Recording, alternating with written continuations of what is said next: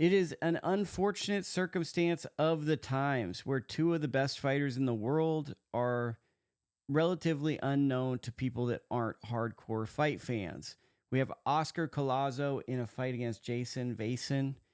I don't know a thing about Jayson Vayson. I know Collazo is someone I really want to put on my pound for pound list, but then there's always the pushback. How good is he? Because I don't know the 105-pound division. I know he's beaten every critically acclaimed person, every long reigning champion. He's beat him. But how good is he? How does he stack up? And that's kind of the criticism is he's felt like for the last 2 years a very, very special generational fighter, but he fights in a division not unlike Finito Lopez, where there's not a ton of interest. So whether right or wrong, I think the hope is that he moves up in weight and we see him with some names that we're more familiar with, where he can start to get those accolades. Gabriela Fundora, I think, is up there with me with Ellie Scottney as the best boxer in women's boxing. I think in her prime right now, there are people with more accomplishments, more achievements.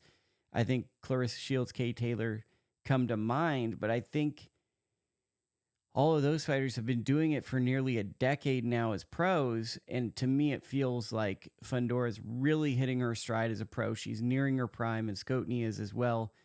Fundora is one of these special fighters who I think is going to take over women's boxing, and it's just a matter of time. But I think within the next 2 years, she's going to be something that people really start to understand. Really, the story of 2025 is how her and her brother have become two of the bigger boxing superstars, and it's going to take a year or two for people to realize just how big of their spotlight is and the impact they've had on boxing, because I always feel like people are 6 months behind the times. Well, with them, it might take until 2027 when people realize just how good these guys are and gals, for her. But I think this is going to be another statement fight where she proves just how friggin' good she is.